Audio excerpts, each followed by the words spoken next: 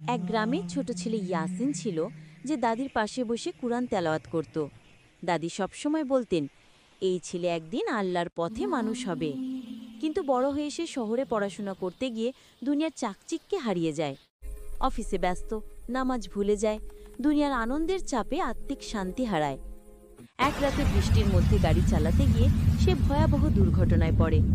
হাসপাতালে চোখ খোলার পর শুনতে পায় কেউ সূরা ইয়াসিন পড়ছে। এ সময় তার মা পাশে কাঁদছে ও দোয়া করছে। এটি তাকে গভীরভাবে প্রভাবিত করে। সে মনে মনে আল্লাহর কাছে ক্ষমা চাইতে শুরু করে এবং প্রতিজ্ঞা করে, হে আল্লাহ, আমাকে যদি আরেকবার সুযোগ দাও, আমি ফিরে আসব। আল্লাহর রহমতে সে বেঁচে যায়। প্রথম কাজ হিসেবে নামাজ কায়েম করে, কুরআন পড়া শুরু করে। ধীরে ধীরে শহরের ব্যস্ততা ও বন্ধুর চাপ উপেক্ষা করে সে আল্লাহর পথে ফিরে আসে।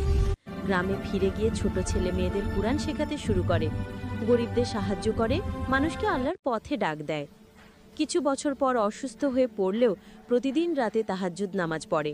শেষ রাতে সে সিজদায় অবস্থান করে, শান্ত মুখে আল্লাহর দিকে তাকিয়ে মারা যায়। গ্রামে তার কবরের পাশে লেখা থাকে, মান রাজিয়া ইলাল্লাহি লাম ইয়াদাল্লা আবাদান। যে আল্লাহর পথে ফিরে আসে সে কখনো হারায় না। মূল শিক্ষা, মানুষ সবসময় ফিরে আসতে পারে আল্লাহর কাছে। মৃত্যুর আগে তওবা ও নামাজ আমাদের শান্তি ও মর্যাদা দেয়।